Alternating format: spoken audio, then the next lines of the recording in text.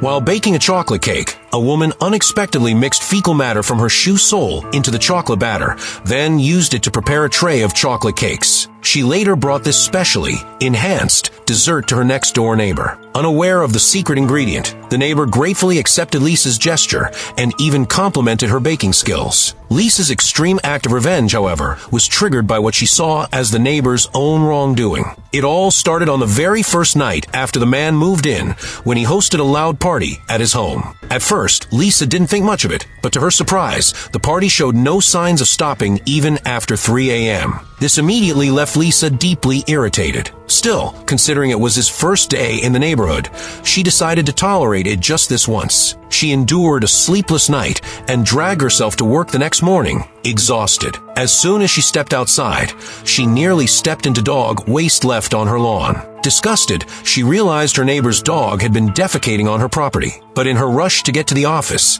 she didn't confront him about it. After a long and tiring workday, all Lisa wanted was to come home and rest, only to find her neighbor throwing yet another loud party. Realizing that staying silent would only encourage his behavior, Lisa went over and knocked on his door. To her surprise, the neighbor apologized and quickly turned down the music. Satisfied with his response, Lisa let it go and returned home. Thinking they had reached an understanding, Lisa expected to finally get a good night's sleep. But in the middle of the night, she was jolted awake once again by deafening noise. Furious, she rushed back to her neighbor's door, demanding he turn off the music. By then, however, the neighbor, under the influence of illegal substances, had completely forgotten their earlier agreement and began insulting her. Left with no other option, Lisa called the police to report the noise disturbance. To her frustration, she was told that noise complaints were not within their jurisdiction. Outraged, Lisa grabbed a pillow, got into her car, and drove to a secluded spot to spend an uncomfortable night there. It was this series of events that led her to create the unusual chocolate cake as payback. So here's a question for you. If you had a neighbor like this, what would you do?